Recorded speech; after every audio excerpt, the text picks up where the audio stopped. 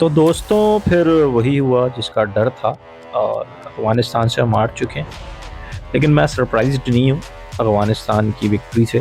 ये चीज़ ना बहुत अरसे से ऑन कार्ड्स थी और अफ़गानिस्तान के साथ हमारे बहुत टाइम से बहुत क्लोज़ एनकाउंटर्स चल रहे थे। अफ़गानिस्तान हमेशा जीतने के बहुत करीब होता था, लेकिन बस वो कुछ दुआएँ होती थी जो हमें मालूम थी, अफ़गानिस्तान को उस टाइम नहीं मालूम थी क्योंकि वो क्रिकेट में नए थे। उनको नहीं पता था कि किस तरह करके वो दुआएँ माँगनी होती हैं और नफ़िल करने होते हैं। तो लेकिन अब उनको वो पता चल गई हैं। लेकिन ख़ैर उन्होंने दुआओं के बगैर वाला ही काम किया। आज उन्होंने बहुत कॉम्प्रिहेंसिव दी जीता है मैच को। और इसके अलावा कुछ प्लेयर्स होते थे जो खेलना जानते थे, जिनको ऐसी सिचुएशंस में विकेट्स लेना आती थी जब पार्टनरशिप तोड़नी होती थी, और ऐसी सिचुएशंस में बैटिंग करना उनको आती थी जब मैच फिनिश करना होता था। तो ये सारी चीज़ें हैं, ये पाकिस्तान की टीम में तो अब नाम के बराबर ही रह गई हैं, क्योंकि T20 बेस्ड प्लेयर्स जो हैं हमारे मैक्सिमम वो स्क्वाड में मौजूद होते हैं, वनडे के भी और टेस्ट के भी। और इसी ब्याह पे वो खेल रहे होते हैं कि वो T20 में बहुत अच्छी परफॉर्मेंसेस देते हैं। तो फिर यही होता है और सीखना चाहिए हमें। हम जैसे मैंने पहले बहुत दफ़ा बात की है, हम सीख रहे हैं और हम वर्ल्ड कप में आके सीखते हैं। तो अफ़गानिस्तान से सीखना चाहिए, जिस तरह से उन्होंने अपना स्क्वाड जो है वो काफ़ी चेंज रखा हुआ वनडे में, इवन कैप्टन उनका चेंज है वनडे में। तो ये सारी बातें, अफ़गानिस्तान तो एक अभी प्री मैच्योर है क्रिकेट में, लेकिन वो इतना जल्दी सीख गया है। लेकिन हम तो हमेशा सीखते आ रहे हैं और सीखते ही रहेंगे। तो अल्लाह करे कि क़यामत से पहले हम कुछ सीख लें। खैर ये सिलसिला तभी शुरू हो गया था जब हम अफ़गानिस्तान से सीरीज़ हारे थे और हमने बड़ा अच्छा उसमें एक अपने आप को बचत का रास्ता ढूँढा था वर्ल्ड कप से पहले या एशिया कप से पहले, कि हमने उसमें PSL के जो लड़के थे वो सारे भेज दिए थे, आगे कर दिए थे। और अफ़गानिस्तान ने हमें बुरी तरह हराया था। वो एक आधे मैच में ज़मान खान ने कुछ परफॉर्मेंसेस अच्छी दी थी, लेकिन उसमें ही समझ आ गई थी कि अफ़गानिस्तान हमसे बहुत आगे निकल गया और हमारे अगर फ्रंट लाइनर्स भी उसमें होते तो भी हमने वो सीरीज़ हारनी थी। बाकी उन्होंने अभी हमें रिसेंटली एशियन गेम्स में भी हराया है और वो भी बहुत एक कॉम्प्रिहेंसिव विक्ट्री थी उनकी। और बस ये सारी चीज़ें ज़ाहिर कर रही हैं कि अफ़गानिस्तान जो है वो बेहतर ग्रो कर रहा है as a cricketing nation Pakistan के बनिस्बत। तो जो बात है सच को कहनी चाहिए और घबराना नहीं चाहिए उससे। और हर टाइम लोगों के पास रास्ता होता है कि वो चीज़ों को सेट कर दें। मुझे बहुत सारी बातें ऐसी हैं जो मैं बोल सकता हूँ और ज़ाहिर है, लेकिन जो साहिब इख्तियार हैं वो हमसे बेहतर समझते होंगे, लेकिन पता नहीं क्यों चीज़ें नज़रअंदाज हो जाती हैं। तो करते हैं थोड़ा सा मैच को डिस्कस करते हैं। तो सबसे पहली बात तो ये है कि जो चीज़ मैं पहले बहुत दफ़ा बोल चुका हूँ और अगेन वही है कि पिच रीड करना यार ये कब सीखेंगे, कंडीशंस रीड करना ये कब सीखेंगे। टीम के साथ पता नहीं डायरेक्टर तो मैनेजर तो COO तो पठाना तो टपकाना, पता नहीं किस-किस को लगाया हुआ है, एनालिस्ट हैं तो पता नहीं और पता नहीं क्या-क्या है। लेकिन इतने सारे दिमागों से मिलके इनसे एक पिच रीड नहीं की जाती, कंडीशंस रीड नहीं की जाती हैं। तो यार ये कब होगा मतलब, और ये कोई इतना कोई वो आर्ट नहीं है जो मतलब बहुत कोई हाई डिमांडिंग है। आज से पहले 10 साल पहले, 5 साल पहले तक ये कैप्टन ही रीड करके आ जाता था पिच खड़े होकर टॉस के टाइम पे या टॉस से 10 मिनट पहले जाके। आज 15 लोगों से मिलके ये पिच रीड नहीं हो पा रही है और मसला ये है कि वो खाली हमसे नहीं हो पा रही। खैर एक स्पिनिंग ट्रैक के ऊपर टॉस जीत के हमने बैटिंग की पहले, और चलो आपसे पिच रीड नहीं होती कोई मसला नहीं है, लेकिन आप अगली टीम की थोड़ी साइकी रीड कर लो। ऐसा भी हो सकता है कि आप देख रहे हो कि यार उन्होंने 4 स्पिनर खिलाए हुए हैं, तो आप उनको सेकंड टाइम पे बॉलिंग पे उतरने को मजबूर करो ना जब आप टॉस जीते हुए हो। आजकल सीज़न ऐसा है हर जगह पे, खासतौर एशियन कंट्रीज़ में, कि ड्यू तो आनी ही आनी है, ड्यू फैक्टर तो आना ही आना है। लेकिन नहीं भाई, कौन इतना एक्स्ट्रा दिमाग खर्च करेगा, वो क्रिकेट खेलने गए हैं, वो सोचेंगे थोड़ी वो तो क्रिकेट खेलेंगे। तो उसके बाद खैर वही हुआ जो होना चाहिए था और ज़रूरी था, ये आईना दिखाना पाकिस्तानी क्रिकेट टीम को कि उनकी स्ट्रेंथ क्या है। और बहुत बहुत एवरेज बैटिंग की है सब ने, 50 हैं, कुछ लोगों ने कर ली। लेकिन मैं पहले भी बोल चुका हूँ पिछली वीडियोस में मेरे, आप देख लें कि यार ये एवरेजेस से कुछ नहीं होगा। अपने स्ट्राइक रेट्स बढ़ाएं अगर आपने जीतना है, और इसी तरह से आप खेल सकते हैं। आज की क्रिकेट को आप तभी कम्पीट कर सकते हैं जब आपका स्ट्राइक जो है वो अप टू द मार्क होगा। आपके जो एंकर्स होंगे उनका स्ट्राइक रेट अबाउट 95 टू 100 होगा, और जो आपके एग्रेसर्स होंगे उनका स्ट्राइक रेट 120 प्लस होना चाहिए। तो खैर ये बातें पता नहीं क्यों मैं सोच लेता हूँ, और ये जो देख रहे होते हैं, जो इन मामलात को और हैंडल कर रहे होते हैं, उनको नहीं आती समझ में, मुश्किल होंगी शायद। लेकिन खैर एवरेज बैटिंग अब्दुल्ला शफीक ने 50 की 75 बॉलों में कोई, और इमाम लगातार फ्लॉप हो रहे हैं। लेकिन यही होता है, अगेन सिलेक्शन पे बात आ जाती है, मैनेजमेंट पे बात आ जाती है कि अब इमाम फ्लॉप हो रहा है, लेकिन आपके पास जो पीछे बंदा बैठा हुआ है वो ऑलरेडी अनफिट था, वो ऑलरेडी आउट ऑफ फॉर्म था, अब आप किसको ओपन कराओगे? तो फेवरेटिज़म्स और गलत जो चॉइसेस होती हैं और गलत सिलेक्शंस होती हैं, तो उसका फिर रिज़ल्ट आपको भुगतना पड़ता है।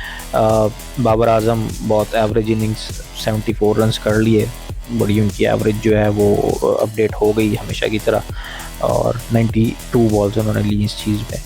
रिजवान जल्दी आउट हो गया, थोड़ा सही फाइट मार रहे हैं। सऊद शकील का भी बस यही है, 25-30 अपने रन करता है आजकल और उसके बाद निकल जाता है। शादाब ने और इफ्तिखार ने थोड़ा सा फाइट बैक किया तो मैच हमारा पहुंचा था 282 तक, वरना ये भी नज़र नहीं आ रहा था। फिर दूसरी चीज़ एक ये कि यार इफ्तिखार आपके पास एक प्योर बैट्समैन है, तो आप क्यों उसको आखिरी ओवर्स के लिए डालते हो? मतलब क्या वो किस तरह का, क्या कैटेगरी है उसकी? आसिफ अली वाली कैटेगरी है कि उसको 5 ओवर देने हैं खाली? प्योर बैट्समैन है, आप शायद आपको उससे ऊपर खिला रहे हो, और अगर वो खेलता है 148 का उसका स्ट्राइक रेट था, तो अगर वो टाइमली खेले तो वो शायद इन रन्स को बढ़ा सकता था, ये आपके 350 के करीब रन हो सकते थे। लेकिन आपको इफ्तिखार को क्यों छुपाना पड़ रहा है? वजह ये है, इतना एक्सपीरियंस प्लेयर है वो, और इतनी उसकी उम्र है, इतनी उसने क्रिकेट खेली है, तो आपको उसको छुपाना क्यों पड़ रहा है? वजह क्या है? क्या वो प्रॉपर बैट्समैन नहीं है? तो अगर वो प्रॉपर बैट्समैन नहीं है तो अगेन वही बात कि आप सिलेक्शन को दोबारा क्वेश्चन करोगे कि यार क्या हो रहा है सिलेक्शन में। बाकी भैया अफगानी बॉलर्स तो चढ़ दौड़े और भूखे शेरों की तरह उन्होंने जो है ना वो अटैक किया स्पिनर्स ने। मुजीब पावर प्ले में बॉलिंग की, अच्छी बॉलिंग की, 55 रन दिए, विकेट नहीं मिली। मोहम्मद नबी मोस्ट एक्सपीरियंस प्लेयर है इस टाइम अफगानिस्तान के पास, और इस टाइम क्रिकेट में भी बड़े एक्सपीरियंस प्लेयर्स में से एक है ऑल ओवर द वर्ल्ड। उसने 10 ओवर में 31 रन दिए और एक आउट किया, बहुत आउट क्लास बैटिंग की, बॉलिंग की सॉरी। और राशिद खान ने 41 रन दिए, विकेट नहीं मिली लेकिन बहुत फंसा के रखा। प्लस जो नूर अहमद, चाइना मैन खेलना हमारे लिए इतना मुश्किल काम है, इतना मुश्किल काम है कि बताया नहीं जा सकता है। कुलदीप यादव के साथ देखें बाकी मैचेस में क्या हो रहा है और उसने हमारे साथ क्या किया, और नूर ने हमारे 3 मेन बैट्समैन आउट कर दिए। बाकी फिनिश करना तो पाकिस्तान क्रिकेट टीम की उसमें है ही नहीं, क्या कहते हैं, जीन्स में नहीं है, तो वो हम नहीं कर सकते। अच्छा खासा हम एक स्ट्राइक रेट के साथ खेल रहे थे आखिरी 4-5 ओवर्स में, और लास्ट ओवर में हमने सिर्फ 3 रन किए हैं। नवीन उल हक का ओवर बहुत ऑर्डिनरी बॉलर है और उसमें हमने सिर्फ 3 रन किए हैं, और हमने विकेट्स वगैरह भी दी हैं उसमें। बाकी अफगानी 4 बैट्समैन ने बैटिंग की, और जो मैं बात कर रहा हूँ वो आप समझें कि गुरबाज का स्ट्राइक रेट जो था वो 122 था, इब्राहिम का जो स्ट्राइक रेट था वो 76 था, लेकिन उसने बड़ी इनिंग खेली, लंबी इनिंग खेली गुरबाज के साथ। और उसके अलावा रहमत शाह का जो स्ट्राइक रेट था वो 91 था, और हशमतुल्लाह शाहिदी जो कैप्टन है उसका स्ट्राइक रेट 106 था। कंपेयर कर लें अपनी टीम से यार, मैं मुझे बताने की ज़रूरत नहीं है, आपके किसी भी बैट्समैन का स्ट्राइक रेट इतना नहीं था, ठीक है, करीब भी नहीं था ऊपर वाले 3 से। सिर्फ इब्राहिम जो था वो थोड़ा सा हमारे स्ट्राइक रेट्स को मैच कर रहा था, लेकिन उसने रन काफ़ी सारे कर लिए थे, तो बड़े क्रूशियल मोमेंट पे किए थे। और बॉलिंग के बारे में कोई ख़ास बात करने जैसी है नहीं। शाहीन जो है वो भी खाली अब इकॉनमी मेंटेन कर रहा है, विकेट्स के पीछे नहीं जा रहा, क्योंकि वो प्रॉपर्ली फिट नहीं है 10 ओवर करने के लिए, उसकी पेस बता रही है। हसन अली अगेन बहुत अच्छी बॉलिंग की और बहुत बांध के रखा टीम को, विकेट भी ली, मिडन भी किया। और यही ज़रूरत है कि आपको बड़े ओवर करने पड़ेंगे, अच्छे ओवर करने पड़ेंगे, लेकिन यही है कि दूसरे एंड से प्रेशर रिलीज़ हो जाता है तो वो बेचारा भी कुछ खास नहीं कर सकता। और हारिस रऊफ़ ने 53 रन दिए, कोई ख़ास बॉलिंग नहीं की। उसामा मीर खेल रहे थे, 55 रन दिए तकरीबन, अगेन 7 की इकॉनमी से, विकेट नहीं दी। शादाब ने अगेन विकेट नहीं ली, 49 की रन दिए, कुछ 6.25 की इकॉनमी से। सबसे अच्छा स्पिनर जो इस टाइम हमारे पास है इफ्तिखार, उसने अगेन 6 के अंडर इकॉनमी से बॉलिंग की, 27 रन दिए। भाई इससे 10 ओवर करवा लिया करो यार, अल्लाह को मानो, इतनी अच्छी बॉलिंग कर रहा है हर मैच में, आप इसके ओवर बचा लेते हो, भाई आप इससे ओवर करवा दो। खैर है, ये वो सारी बातें हैं जो मैं रेगुलरली करता रहता हूँ अपनी वीडियोस में, और लोग भी करते रहते हैं, और मैं तो थक गया हूँ इन बातों से बहुत जल्दी। लेकिन पता नहीं क्यों ये उन लोगों को नहीं समझ आ रही जिनके पास इख्तियारात हैं, और यही होता है भाई, कैप्टनसी बहुत बहुत फारिग कैप्टनसी कर रहा है बाबर।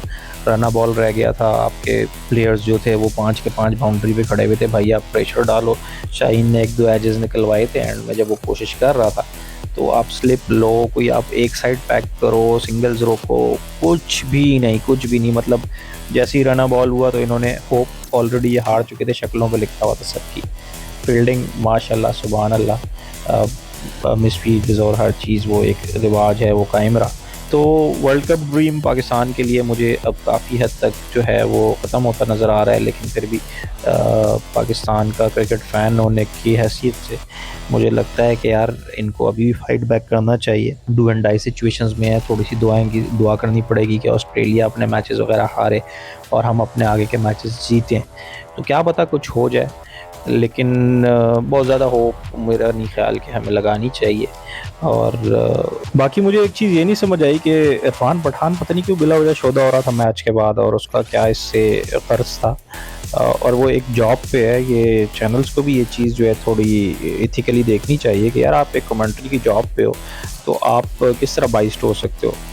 ऐसे नाच रहा था जैसे पता नहीं कोई इधर से आज़ाद करा के ले गया कुछ ये, या फिर बाबर आजम ने भी वहाँ जाके मलिक और हसन अली की तरह इनकी कोई रिश्ता मांग लिया वहाँ पे, तो जिससे ये ऑफेंड हो गए। तो ये चीज़ें भी यार थोड़ी अब जो है वो प्रोफेशनली इनको डील करना चाहिए। ये प्लेयर्स नहीं है, चलिए प्लेयर्स जो हैं वो ये हरकतें करते हुए अच्छे लगते हैं ग्राउंड के अंदर, लेकिन ये अब प्लेयर्स नहीं है। इनको ये समझना चाहिए कि यार अब आपकी जो किड्स हैं वो उतर चुकी हैं, अब आप लोग किसी और प्रोफेशन में हो, तो उसको करो इथिकली, अच्छा लगता है वो। तो बताइएगा आप लोगों को ये वीडियोस कैसी लग रही हैं। और पिछली वीडियोस पे मेरी काफ़ी मैंने देखा है कि मुझे सब्सक्राइब्स मिल रहे हैं और व्यूज़ मिल रहे हैं, लेकिन मुझे वीडियोस पर लाइक्स नहीं मिल रहे यार। तो प्लीज़ मेरी वीडियोस को लाइक करें और शेयर करें, कमेंट करें। बाकी अपना ख्याल रखें, मिलते हैं एक और वीडियो के साथ। अल्लाह हाफ़िज़।